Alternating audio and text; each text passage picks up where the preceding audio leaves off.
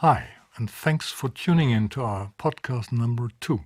My name is Peter Schulze. I'm one of the artistic directors of Jazzahead. Today, we'll be looking into the German jazz scene with Stefanie Marcus from Traumton Records and with Andreas Brandis from Act Music.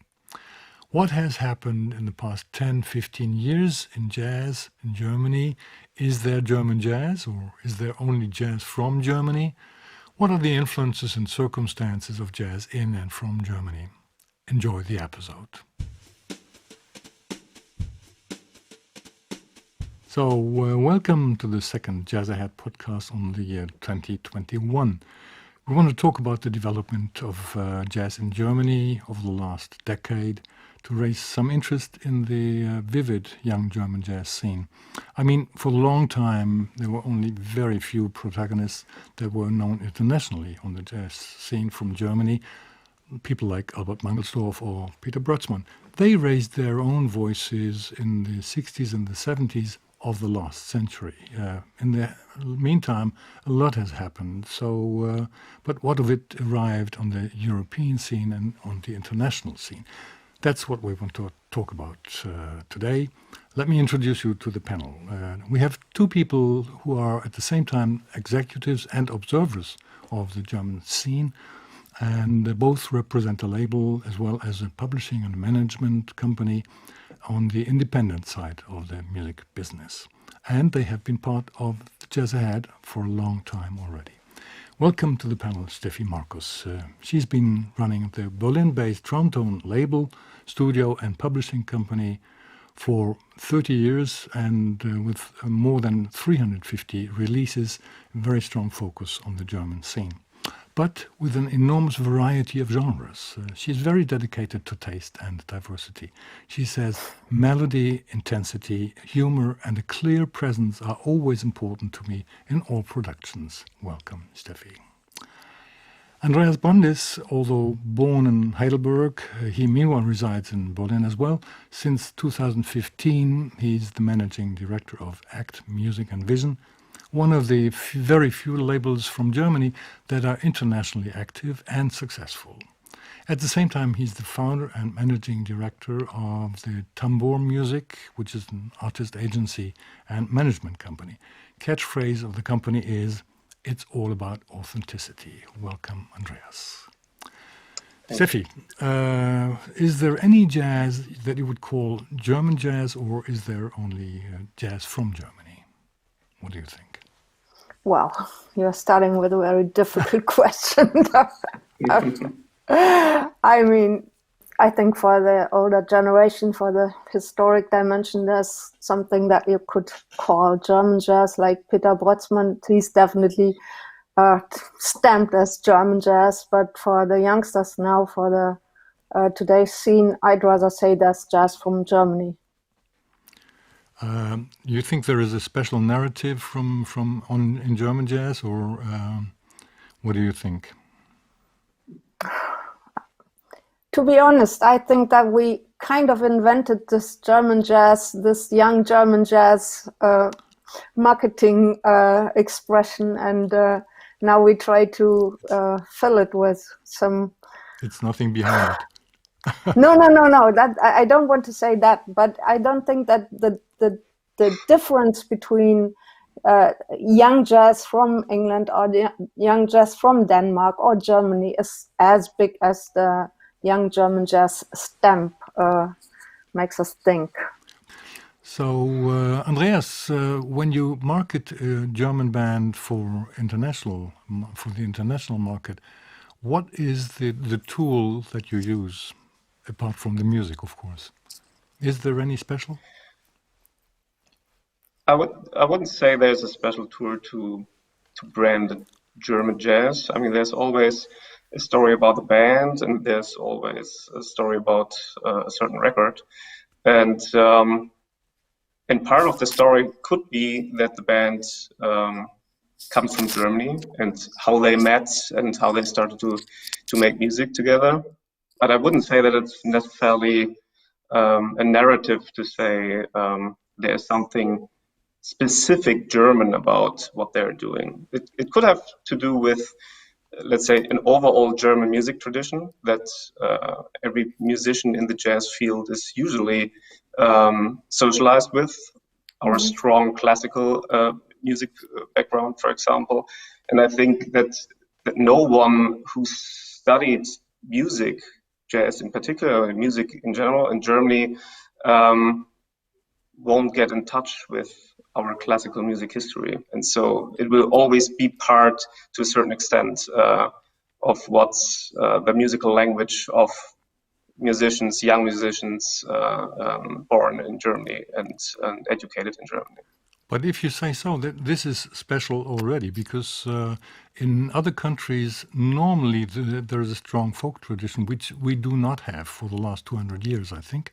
Yeah. And they very often derive the jazz music and pop music scenes from the folk scene, which is not true for Germany.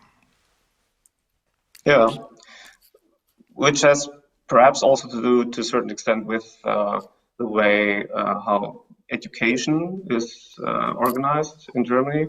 So we have a broad variety of possibilities to study jazz music professionally in Germany, and all of those schools are attached to classical schools, more or less. So the schools have a very long classical tradition, and later on there was a jazz department opened within this framework.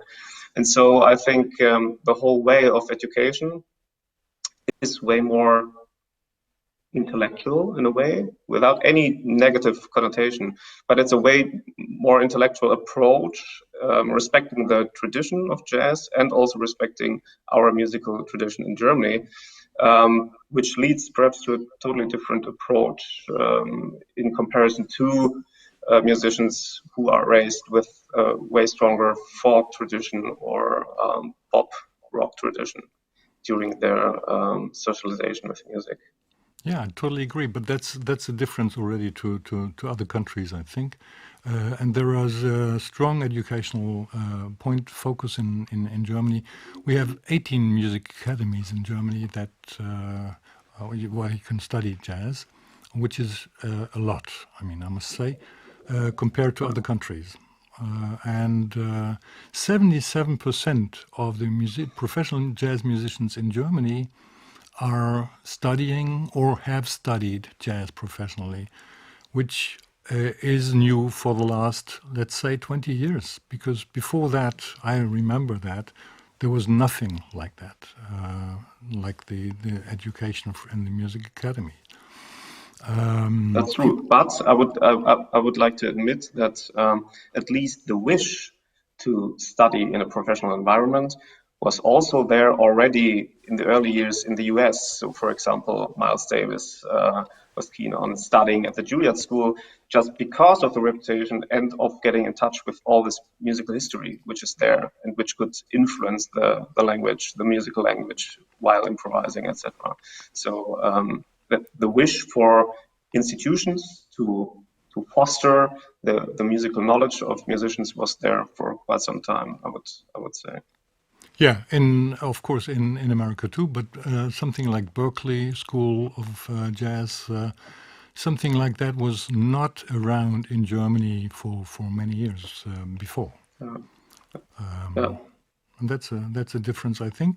So you can, if you think of somebody like Michael Wolny or so, with him without having studied, it's hardly imaginable, I would say. What do you think? Yeah, I agree.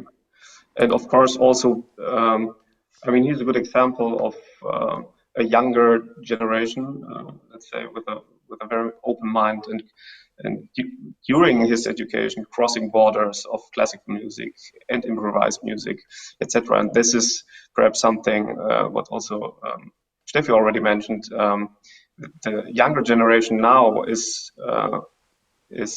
entering into different genres of music with, let's say, less problems or in an easier way than generations before. Why? Because music in general is way more accessible, so you can listen to a variety of music in different genres when you're young. And that was different in the past, of course. You were pretty much depending on the music your parents had at home, and then you started at a certain point to develop your own taste and to listen to other stuff. But now you can listen to more or less the whole recorded repertoire of all genres all the time. And you get in touch with classical and jazz and pop and electronic music way easier than in the early days. And Michael is a very good example of this interest in different fields of music, and then creating an own language out of that. And I don't know if this is typical German. What I would call typical German is that there's a very strong influence from the classical side. That's perhaps unique to a certain extent in Europe, because we have this strong tradition. And about everything else, it's probably the same for all young generations across the world, how they get in touch today with music way easier than years ago. Steffi, you have on your label a variety of genres, as I mentioned already. So there's a lot of crossover between singer-songwriters, dance musicians, jazz musicians, electro stuff on Traumton. I mean, it's an amazing variety that you bring there. So what is the logic of it?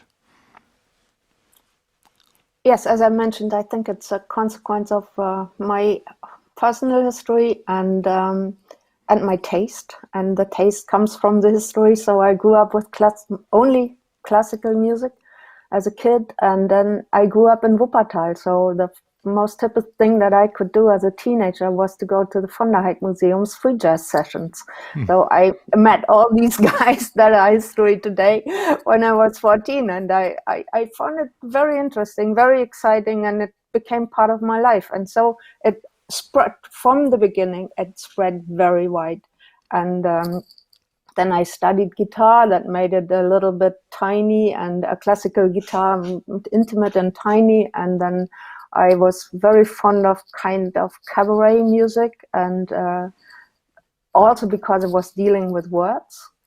And so all this became part of my judgment that made things interesting for me, that had some of it.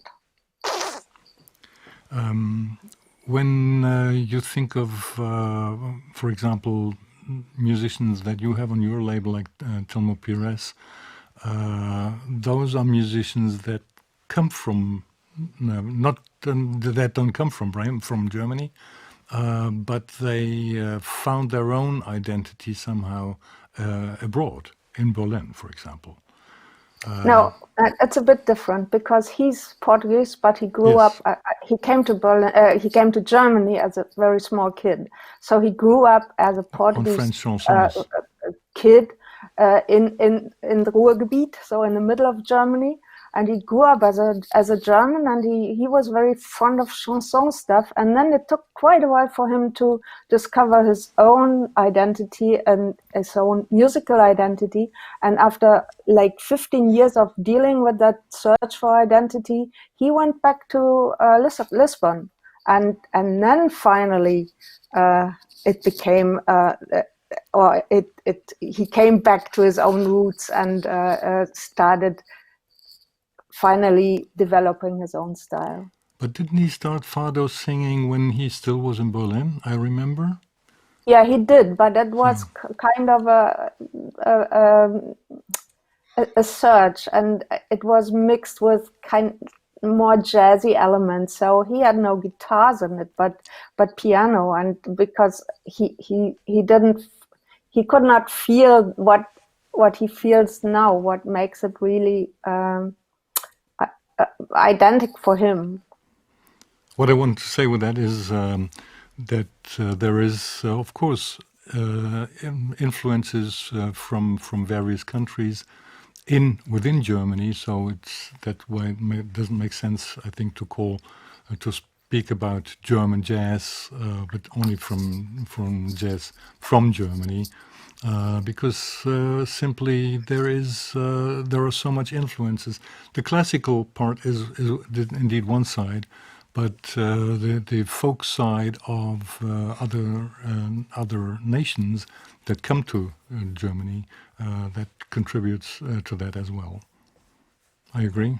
And I would also admit that we had after or beside this very important classical influence also very strong electronic music history in Germany, especially in Berlin, and also this has a lot of influence on jazz today and on the language that especially the younger generation who was socialized with electronic music is using all that in their own music and use this for their vocabulary. This whole club culture Berlin is famous for, or a band on our label like Jazz House Big Band, right, from Munich, using techno elements to find a new big band language, for example. I think that's a very common thing in the young generation of musicians, and Germany had very strong underground scenes in different genres, and this is also important. And of course, also the exchange with the international artists coming here and also studying here. I mean, Berlin, Cologne, Leipzig, Munich, all important music schools, and they have a lot of international musicians for jazz, but also other genres, and this is very fruitful, I think, for music language, all this exchange and collaboration. That's true. I completely agree. And I remember Tangerine Dream in their early days, experimenting in Berlin at Salzburger Straße in the studio of Thomas Kessler. That was 68, 69. So that is indeed a very long history with the electronic stuff from Karl-Heinz Stockhausen as well in Cologne in the early days. So I think that we have strong notion in both fields, in the classical field and in the electronic field, less strong field, a strong influence from the folk side. Let's come to the live situation in Germany. We have a lot of venues in Germany. We have, I think, the Jazz Institute lists around 800 clubs in Germany. Well, some of them maybe have 2 concerts a year. Some of them have a concert daily. But a lot of international musicians touring in Germany in the old days were American, and there were only few German musicians touring then. That is different now. What's your observation in the club scene in Germany as to gigs for German musicians? Yeah, my observation is that, first of all, I would like to extend the period we are talking about from a decade to, let's say, 15 years, because I think a lot happened right there.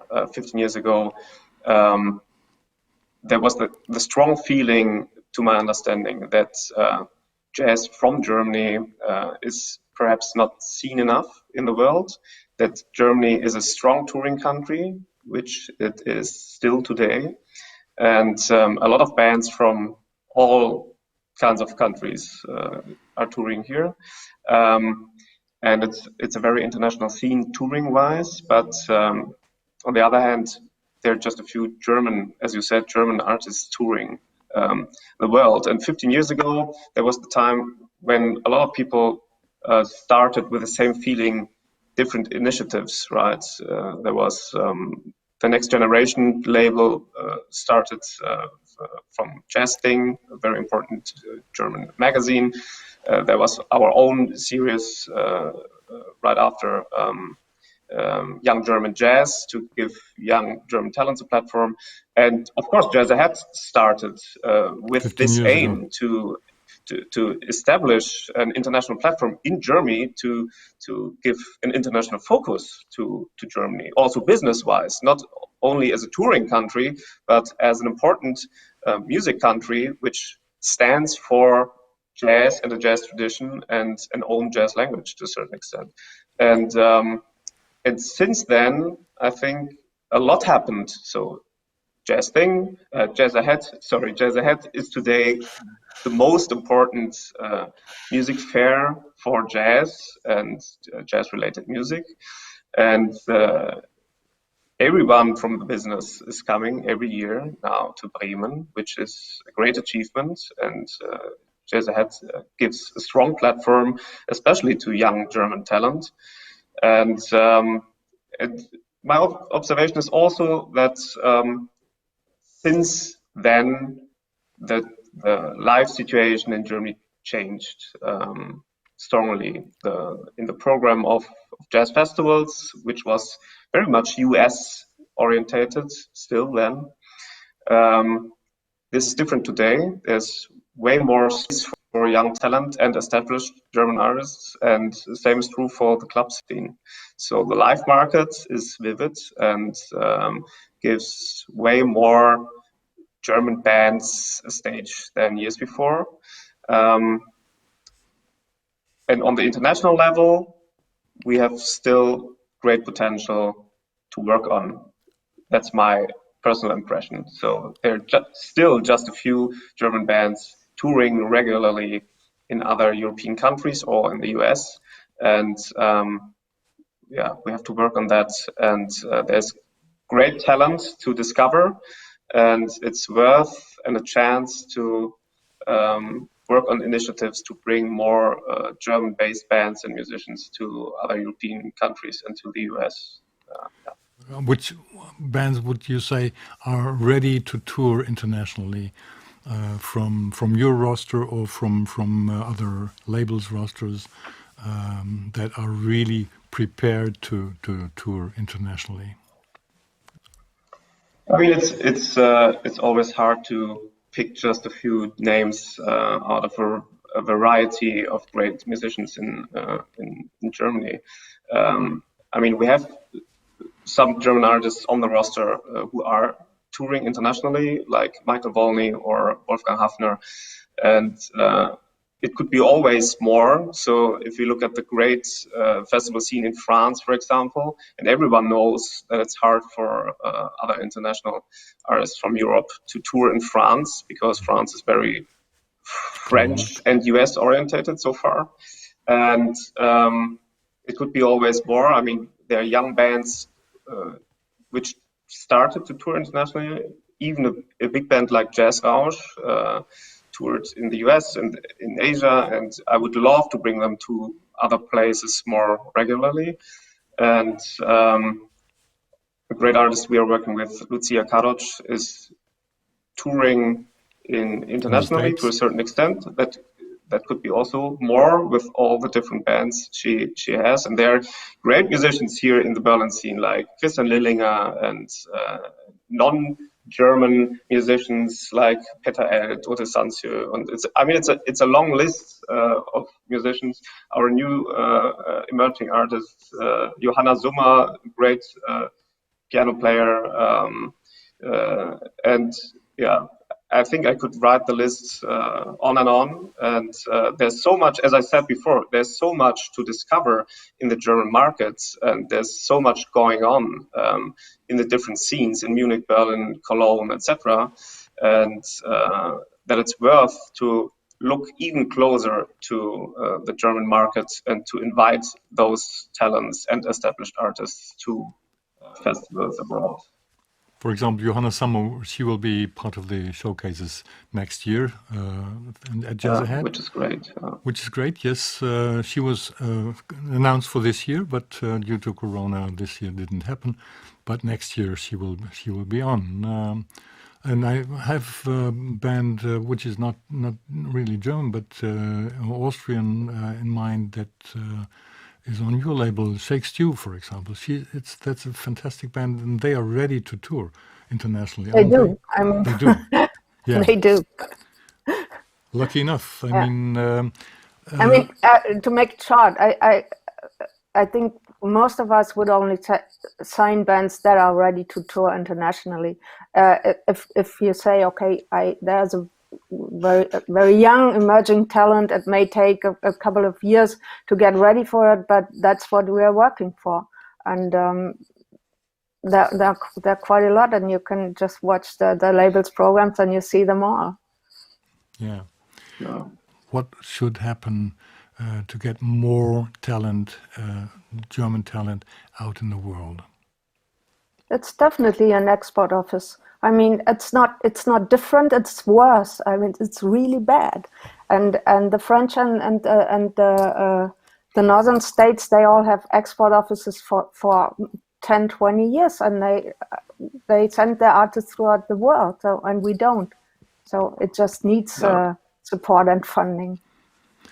That's classical as well, in a way, because that comes just to my mind. I mean, we have the classical education situation. We have a lot of classical music academies where you can study jazz, but you can't export jazz.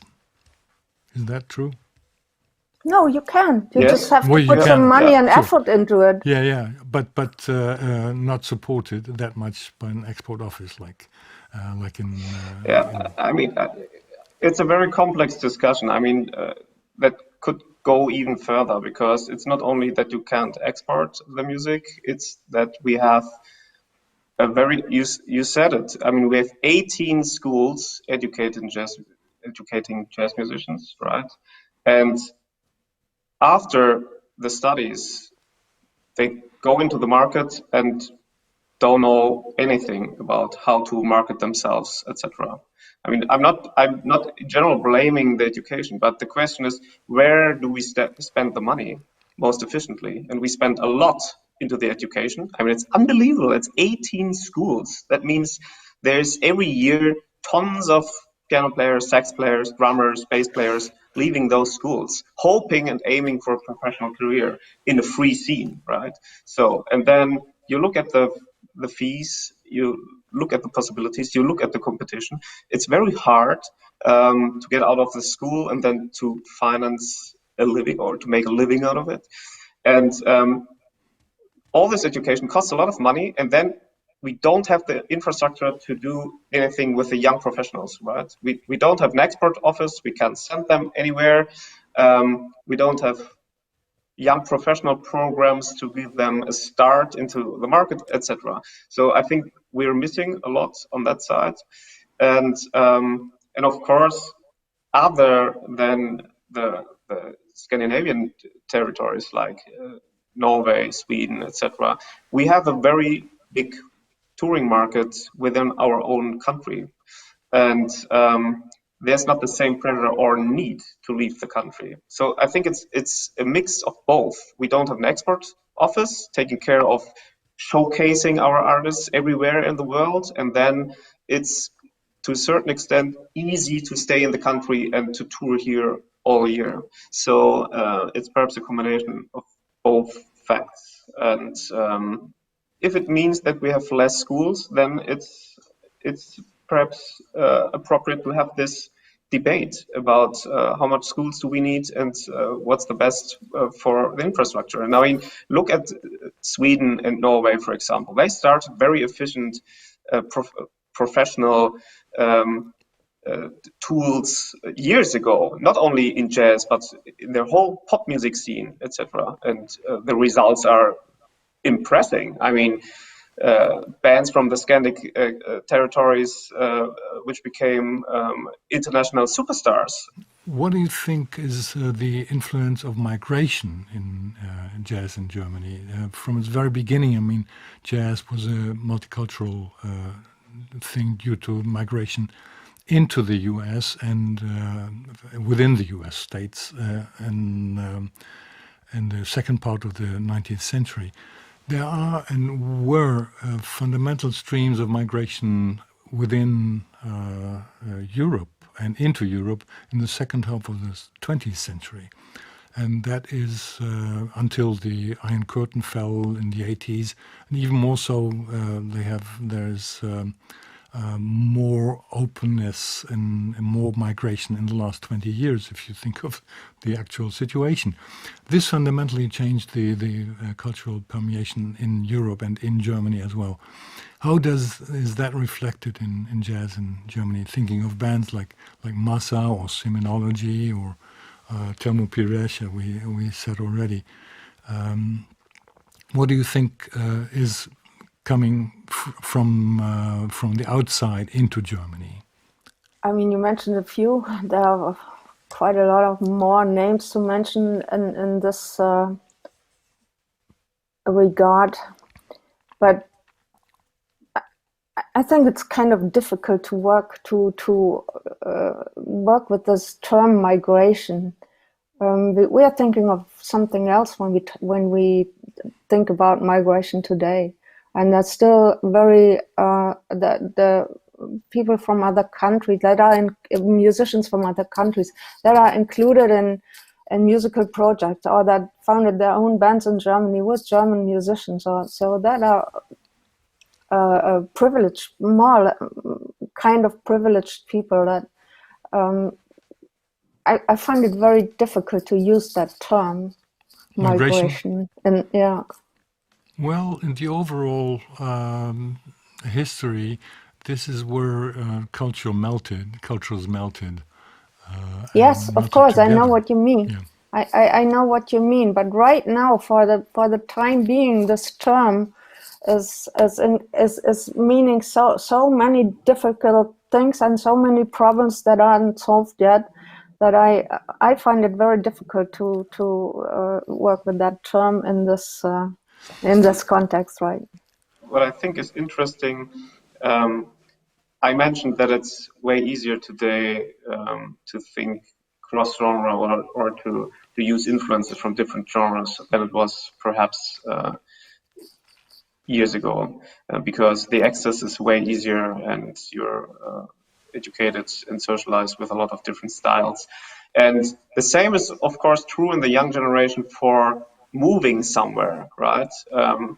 And I don't think that they would say necessarily that they migrate somewhere. It's just being at a place where something is happening for a certain period of time, and then they move on somewhere else. So, for example, Berlin is right now full of people from everywhere, and they bring their own culture with them and their own tradition, etc. And they come here to study or to meet out of musical reasons other young musicians and to start projects. And I think this influence is very strong, that different worlds meet each other, and a new language grows out of that. And it's fascinating to see those projects and to see this international scene. And they don't care at all where they are right now, if it's Germany or if it's Poland or if it's UK, London, or it's more important that it's a place which is inspiring and they can meet a lot of other people with the same interests and with interesting musical approaches.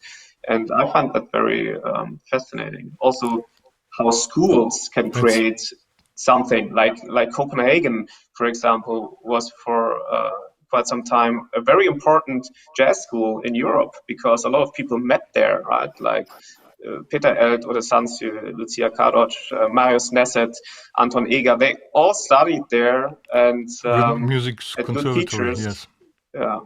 And so a school or a city can be very influential, and then it's a hot spot for a certain period of time, and people go there and gather and create something, and then they move on, and years later it's Berlin and everyone is going there. And so especially the younger generation is very open-minded to the term home. You know, home is in their world more or less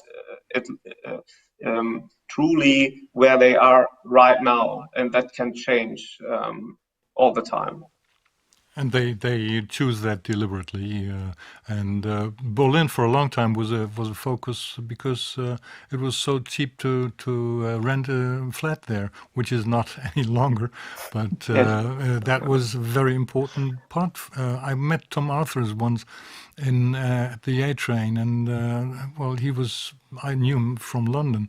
And I said, well, what are you doing here? And he said, well, I just moved here to Berlin because it's so cheap to live here. It's cheaper for me to fly back to some gigs in London than to live in London.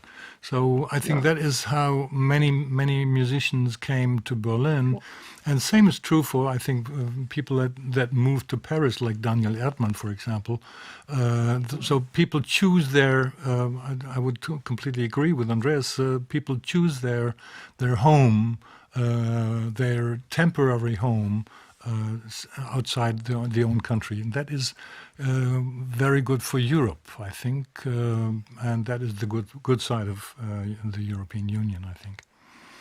So I think we are getting to an end already. Nobody knows and can tell what the live scene will be like after what we did not talk about today after Corona. But some things are for sure. The necessity to improvise will be even stronger than before due to the living conditions. And whatever happens in the digital world, in the end, nothing can replace meeting face to face. And that is also true for live music. And in this sense, I close this virtual meeting with hope. Thank you, Andreas, and thank you, Steffi. Bye-bye. Thank you.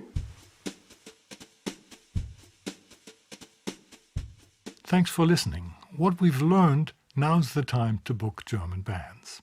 And don't forget to take a time and watch all the past German Jazz Expo concerts on our YouTube channel.